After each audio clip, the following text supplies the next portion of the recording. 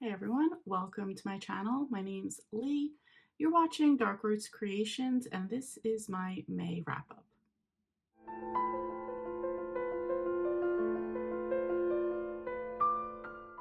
So I hosted and participated in several readathons for May. I'm going to get into the books I read, probably break it down by categories. But first, it is the 24th. Today I went and dropped off 2 boxes of books to a bunch of free little libraries, so I was happy to get rid of those. But in the process, I did wind up picking up 4 books, so I figured I would do like a quick little mini book haul here right now, just to show you what I got. I try to be very selective when I grab the books out of there, so some of these I couldn't resist, but others just seemed interesting and I wanted to. Sometimes I feel bad if I go and I just drop off books and I don't take anything out, so if I see something that looks good, I do pick it up. So first one I got was All Good People Here, and this is by Ashley Flowers, and this says, everyone from Wakasarusa, Indiana remembers the infamous case of January Jacobs, who was discovered in a ditch hours after her family woke to find her gone. Margot Davies was 6 at the time, the same age as January, and they were next door neighbors. In the 20 years since, Margot has grown up, moved away, and become a big city journalist. But she's always been haunted by the feeling that it could have been her, and the worst part is January's killer has never been brought to justice. I'm going to leave it at that. There is another 2 paragraphs, but this looks interesting. It wasn't in bad shape. There's just like a little, I don't know, smudge on this, but that's fine. I don't care. So I picked this up. Next one I picked up, and this does say this is watch the CBS drama. So this is Instinct by James Patterson. And this one says, Dr. Dylan Reinhardt wrote the book on criminal behavior, literally. He's a renowned best-selling Ivy League expert on the subject. Then a copy of his book turns up in a gruesome murder scene along with a threatening message to the killer. Elizabeth Needham is a headstrong and brilliant NYPD detective in charge of the case. She recruits Dylan to help investigate another souvenir left at the scene, a playing card. Another murder, another card, and now Dylan suspects that the cards aren't a signature. Instead, they're a deadly hint pointing directly to the next victim. As tabloid headlines scream about the killer known as the dealer, New York City descends into panic. Only someone with Dylan's expertise can hope to go inside the dealer's twisted mind and convince him to lay down his cards. But after thinking like a criminal, could Dylan become one? Never heard of the show. CBS, I don't even watch, I don't have cable or even regular, I don't even have regular TV, so never heard of this, but the book sounds good. I mean, it's been read, so, but it's not in bad shape, so I'll add this to the list. Next I picked up, because this just looked perfect for summer, is Denise Hunter's Summer by the Tides. And this one says, when her grandmother goes missing from the family beach house, Maddie and her estranged sisters converge in Sea Haven, North Carolina. Being with uptight Nora and free-spirited Emma in the home where their family broke apart is a struggle Maddie is not in the mood to face, especially since she's recovering from her ex-boyfriend's betrayal. As the sisters wait for word from their grandmother, they begin to pack up the family belongings and unpack memories of the idyllic summers of their childhood. But with those memories come long-buried secrets, and Maddie discovers all was not as it appeared the last summer in Sea Haven. Meanwhile, Graham's neighbor, Connor Sullivan, seems overly interested in Graham's whereabouts. Maddie is drawn in by his quick smile and steady gaze in spite of herself. Undercurrents of jealousy and resentment threaten to pull the family under again, maybe for good this time. As tensions rise, the sisters must find a way to accept each other for the women they've become, and Maddie must decide if she's going to fall in love again, or suffer heartbreak. So it just sounded good for summer, kind of that low tides, North Carolina summer type of book, a little bit of drama behind it. So we'll see what happens. It's a little bit more banged up, but again, it's a freebie. And the last one I picked up, and I've already read this, but it was in great condition. And as soon as you see the book, you're going to know why I picked it up. And I don't even collect these, but It's The 5-Star Weekend by Ellen Hildebrand. I couldn't help myself. I'm not even going to read the back. I will tell you this is about a woman named Holly Shaw. She is a food blogger. She's getting into, I think she was turning 50, and she saw some idea where you invite people from different parts of your life and have a weekend for them. And she makes this amazing weekend for them. Secrets come out, people get to know each other. She's learning about herself, and the book just goes from there. This was 5 stars for me. 5-star weekend, 5-star book. It's Ellen Hildebrand. I just picked it up just because I had to have it. So, okay, so that was it for that little mini book haul. Accomplishment that I also got rid of 2 boxes of books. So let's get into some of the categories of the month that I've already finished. Okay, first, real quick, I had a nonfiction category, and this was You Never Know by Tom Selleck. I waited quite a bit to get this book. It was super popular when I was waiting to get it. Unfortunately, it was a bore for me. It went on for way too long. It was dragged out. I don't even want to knock it. He's a good actor. He is not a good storyteller. I DNF'd this, so that was off the list. Okay, so a readathon I was participating in is Horror Mayhem. This was hosted by the Bookish Bryants as well as a bunch of other hosts. For this, I read a novella, and this was Cold Water Veins by Amy Lukovics. And I'll just read the short blurb for this one. It says, 2 estranged sisters, Lillian and Adelia, struggle to come to terms after their mother, they believe to be dead for the past 15 years, actually passes away. Confused and in shock, they travel together to the isolated village of their childhood to claim the farm that was passed on to them.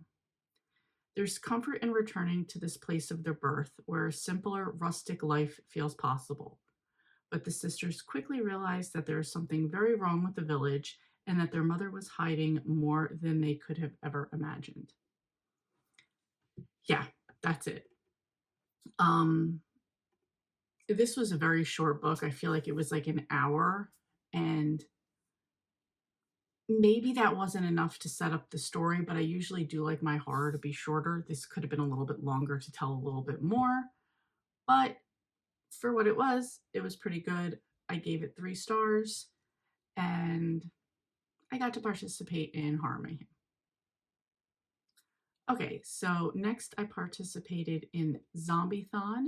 This is hosted by Kat at Kat's Novel Adventures. I don't read too much zombie books. I preferred movies over the books, but I wanted to participate in some way, so I read My Big Fat Zombie Goldfish by Mo O'Hara. This one says, when Tom's big brother decides to become an evil scientist, his first experiment involves dunking Frankie the goldfish into toxic green gunk. Tom and his best friend know that there is only one thing to zap the fish with a battery and bring him back to life. But there's something weird about the new Frankie. He's now a big fat zombie goldfish with hypnotic powers, and he's out for revenge. It's just as cute as that sounds. This was more children than middle grade, but children actually also counted this year for middle grade. Either way, I wanted to participate in Zombiethon. This was about 191 pages, and I gave it 3 stars. There's also more books in the series, so I can hold those off for next year and continue on with the series.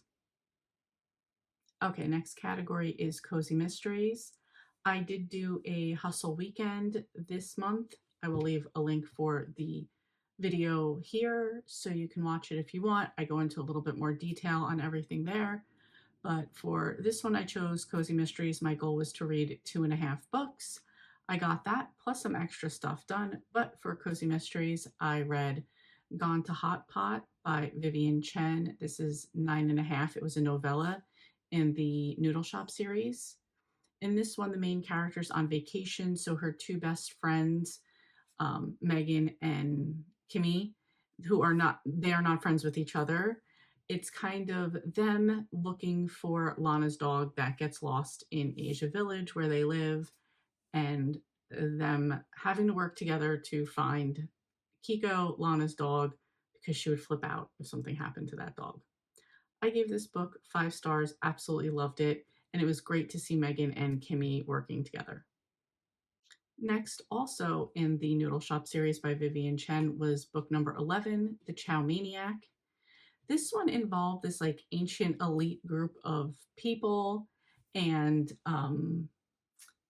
so Lana would have probably been on this case anyway, but she was recruited by a woman named Lydia, who is a private investigator. She was in a previous book a little bit. So the two of them worked together to find out things that were going on with this group of people. There's also a new, like, mystical tarot card crystal type of shop that was introduced to us in Gone to Hot Pot. So it was also Lana Lee meeting the owner of that and kind of how they got to know each other a little bit in this book. Also gave it 5 stars. The Noodle Shop series is in my top favorite cozy mysteries, so I enjoyed this one as well. And speaking of cozy mystery series, my favorite would be Cleo Coyle's Coffee House series. This book was No Roast for the Weary, and this is number 21. So in this one, back in the day, there used to be this like writing group that were on the second floor of the Village Blend coffee shop, and something happened, so that shut down, and now it's years later. Claire's running things. They're trying to strum up a little bit of business again, so they decide to restart that, and things from the past resurface into the future. And Claire and the rest of the baristas need to figure out what's going on while still trying to keep the business going. Absolutely love the series. Takes place in New York City. I love all the characters in this book. Her ex-husband, her ex-mother-in-law, all the baristas. It's just a cast of characters I really enjoy. Of course, I gave this one 5 stars as well. Okay, before I get into the next category, I'm going to mention a book really quick. During the hustle weekend, I finished my books early, so I had time to read other stuff. So I kind of looked at my 52 book club challenge, my 25 and 25, that type of thing. And I wanted to check off one of the boxes in the 25 for 25, which was DJ Palmer. So I picked up this super short story. It was called Murder on the Cul-de-Sac, a short story in real time. It's written by several authors. I feel like this is one where they teamed up and they kind of each like wrote a sentence type of thing. It was super short, which is good because I only gave it 2 stars, which for me is just okay. Which it was. It was about, it's very even hard to say what it was about. It was about some women on it, people that live on a cul-de-sac, a murder, and how that even happened. So I'll just leave it at that. It's super short if you want to find it. I did find it free somewhere. So anyway, I just wanted to mention that one. It doesn't even have a cover for my little collage that I make every month of every book. I just AI'd an image and it's even misspelled, but whatever. I just wanted to put an image there. So there isn't even an image for this book, but I did want to mention that one. Okay, next category is Middle Grade May. I was co-hosting this along with Elizabeth from Lizzie Faye Loves Books, Storm from Storm Reads, and Beth from Soul Stained Ink.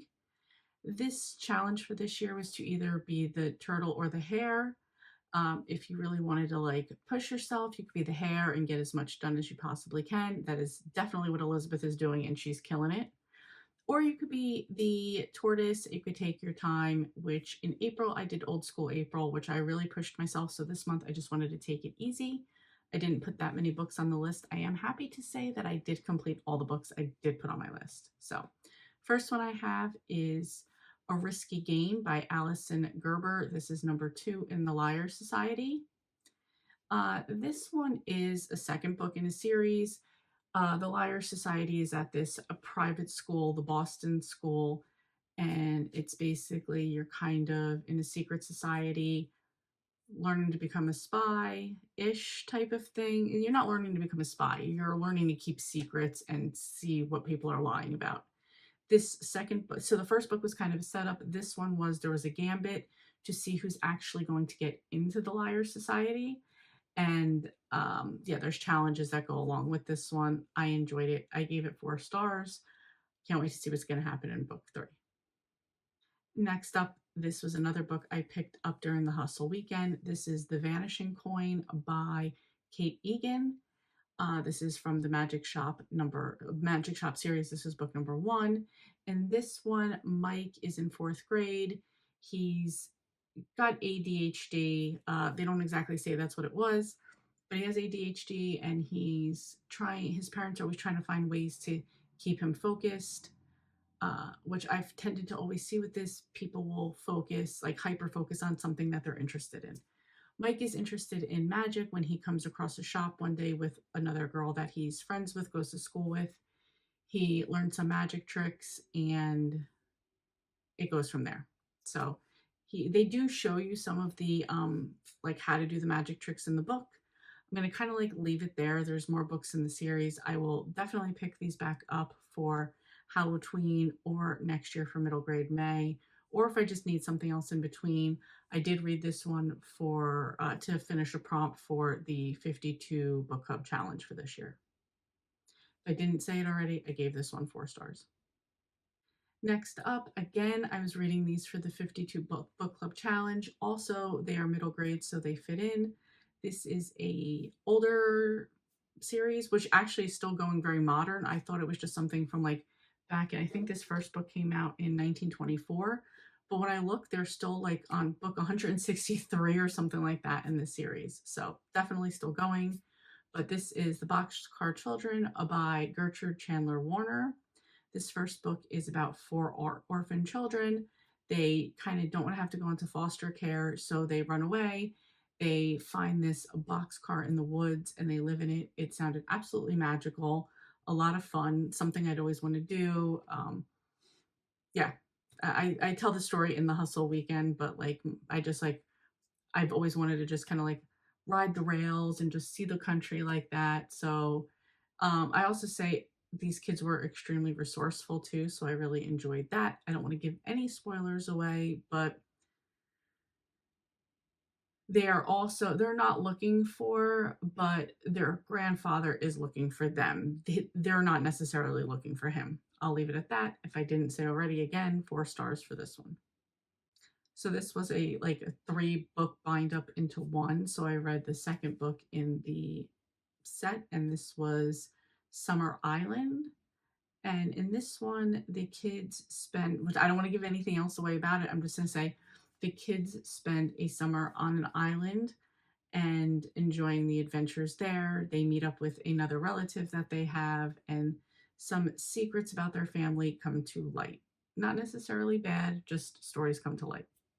I gave this one 3 stars, not as good because I think I liked it more when the kids were on their own, fending for themselves and figuring things out. This one is a lot more adventure on the island. And the third book in the series was The Yellow House Mystery. This was about a yellow house that they found on Surprise Island. We're going to go back into the school year, so they are trying to solve the mystery of like who lived in it, the history of it, what's going on with it. And again, a little bit more family reveal in this one, and they figure that out. They solve a mystery from even back in the day. So this was pretty good. I gave this one 3 stars as well. And just to give you a hint, that first one was published in 1923 or 24. This third one was published in 1952. So there is a jump as they go along. The kids don't get any older though. That's still like in the same frame of time. Okay, up next, probably my favorite book of the year so far. Definitely of the middle grades. This is a buddy read with Tammy from Believe in Your Shelf. This is Lasagna Means I Love You by Kate O'Shaughnessy. This is about a girl named Mo who grew up with her grandmother, lived with her grandmother. Her grandmother passes away. Her uncle just won't take care of her, and she basically has to go into foster care. It was suggested for her to get a hobby, so she kind of falls into other families' recipes and the stories behind the recipes and starts making them, and it goes on from there. As far as that, she has a few foster home encounters, and that's all I want to say about it. I would really love if people read this. she's essentially hoping that she will like find a family member and that they'll have a family recipe so she could have like one of her own family. But I think it's so much more heartwarming to hear her discover the stories of other people's families and their recipes and that she like makes that her own. I'm leaving out a bunch of other stuff because I would really, really love if people read this. Definitely got emotional during this. I did have some experience with foster care in the past as far as sponsoring somebody. So yeah, I don't know. That part connected me to this as well as I just really enjoyed like it was like a bit of a unique story behind it. I gave it 5 stars. I absolutely love this book, and the fact that it's just so well written. If you don't really read middle grade, don't even include that as part of like why you wouldn't read it. There's no reason you shouldn't read it. So I would suggest, even if you don't read young books, read it. It was so good. I really enjoyed it a lot. I can't say it enough. Such a good book. Okay, next was Mr. Lemoncello's Fantabulous Finale by Chris Gravenstein. This was I don't even know what, number 6 in the Mr. Lemoncello series. Mr. Lemoncello is this over the top character. Think like Willy Wonka, very eccentric. He's a gajillionaire, is what they say, and he does a lot of like games and puzzles and toys. And he in the first one he goes back to the town he grew up in, and he has this library competition, and there's been competitions in each book going forward where it's teamwork, and again you have to use all different type of skills, but it's like team building. There's math, there's reading, there's rebuses where you've got to like figure out like the puzzles in words and stuff.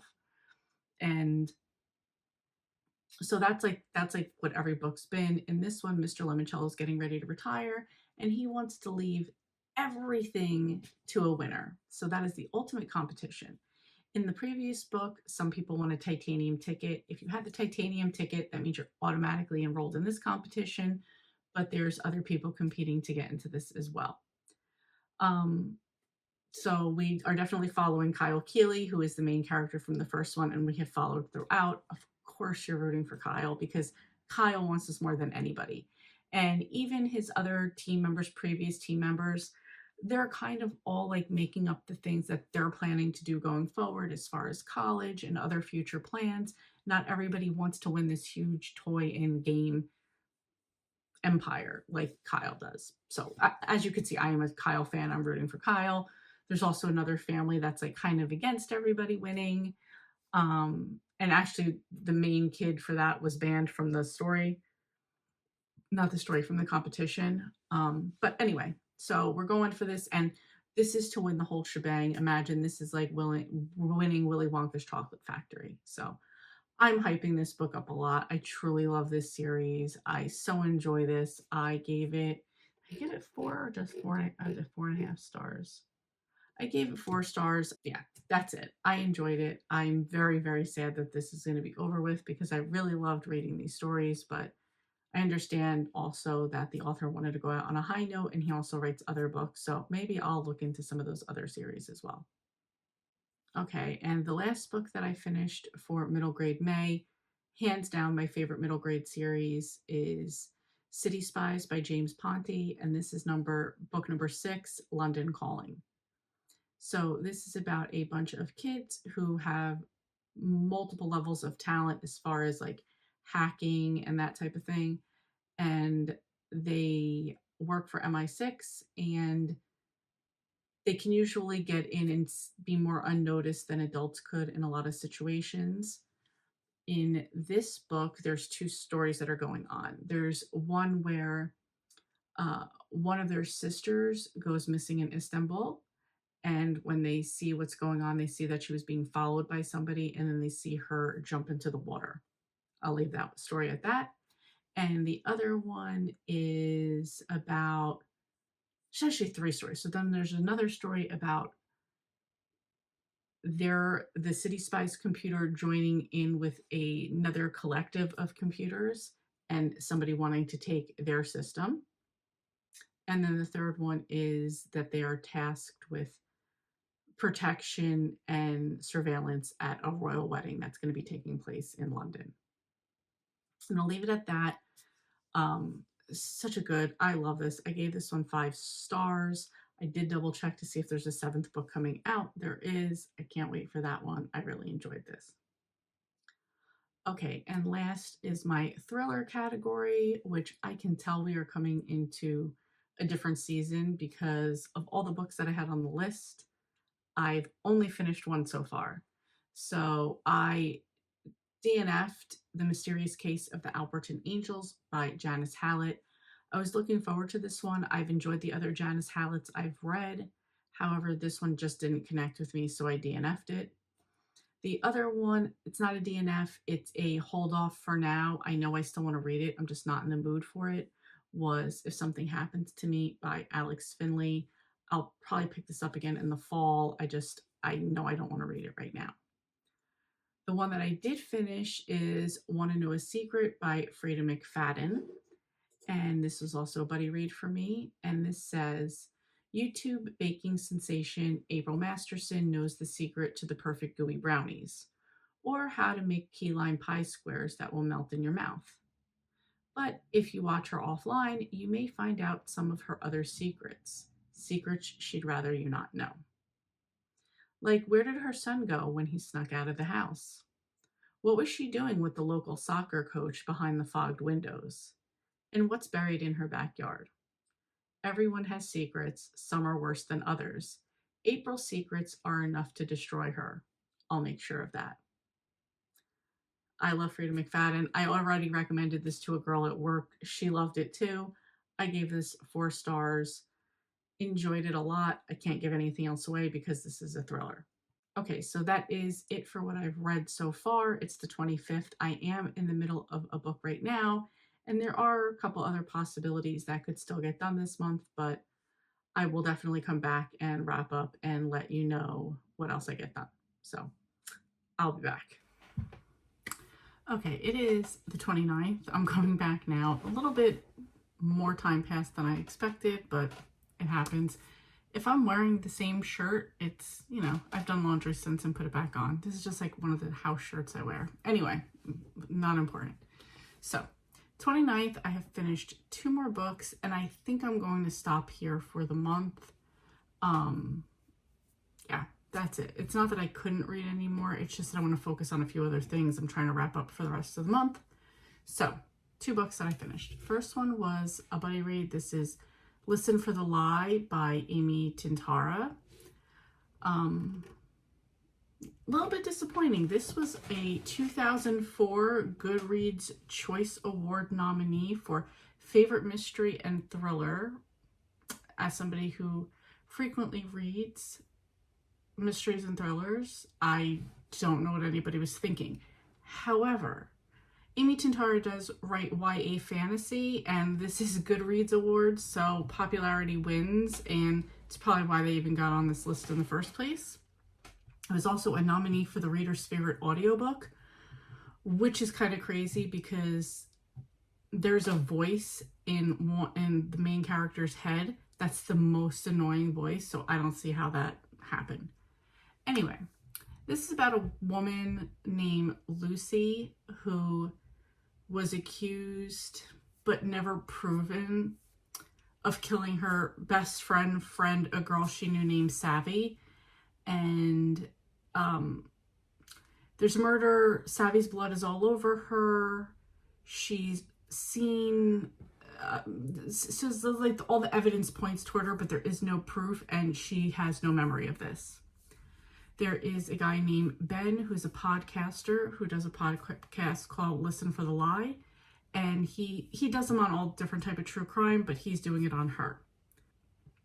Lucy's grandmother convinces her to come back to their town. She lives in LA right now. She secretly writes romance books under a different name. It's her grandmother's 80th birthday. She convinces her to come back for it. And don't you know, Ben, the podcaster, is there. And it's like her grandmother kind of wants him to help figure out what happened because she's convinced that her granddaughter's innocent. I don't want to give away anything that goes on in this book, but I'm still not even sure of what happened at the end, like how the murder actually happened. So I'm going to leave it at that. The person I buddy read this with gave it even less than I did. They said 2.5 stars. I said 3.5 stars. So yeah, it was interesting because you were expecting that something was going to happen and it didn't. And like nothing that I expected to happen happened in the way that it did, and not in a good way. So I'm just gonna leave it at that. I don't know how I got those awards, or nominations. There's also a little thing on the book cover, like a little emblem, but whatever. We're moving on from that. Okay, and the last book I read, I just finished today, is The Cookie Crumbles by Tracy Badua and Alicia Dow. This is the first book in the Cookie Crumble series. I already saw there's a second book out. This is about two friends, Layla and Lucy. Layla is a chef. Lucy wants to be a reporter. This is labeled The Great British Bake Off meets Knives Out in this fun and middle grade novel following two best friends who must solve a mystery behind a baking competition gone wrong. So it's just that. Layla is in the baking competition and Lucy is kind of doing a report on it. The winner of this competition gets like a scholarship to go to this like prestigious school that they both want to go to. During the competition, one of the judges, who's supposed to be like the Chef Ramsay type of judge, gets poisoned, I guess, and is now in a coma. And it's continuing on with the competition during this horrible storm that's going on and trying to then figure out also what happened. Layla is accused of the murder by the other competitors because he had just finished eating one of her cookies. Leave it at that. I thought it was really good.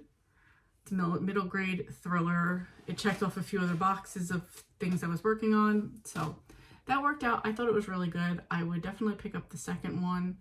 And yeah, for a middle grade, this was really good. For a cozy mystery, which I think it was really good. And just for a thriller, it was really good. I gave this one 4 stars. So here is a screenshot of all the books I finished for May. 17 books in total, 10 of them were middle grade. So I don't feel I pushed myself for middle grade May. I feel like I was definitely the tortoise and just went along. I read other things in between too. It was really good. Particular standouts for me were Lasagna Means I Love You. I really enjoyed The Cookie Crumbles. The Vanishing Coin was cute. Sad Mr. Lemoncello ended, but that was still a very good series, as well as City Spies. Cute to get into the Boxcar Children. First book was my favorite, but the other ones were pretty good as well. We had the middle grade children's book for Zombiethon. I will definitely get back to that again next year. And yeah, I look forward to watching everybody else's videos and reading everybody else's like comments to what books they read, because it's always like inspiring to see what everybody else read and what they thought was a good book and then what I want to add to my list for next year. So that's my May. I will be back soon with some plans and videos for June.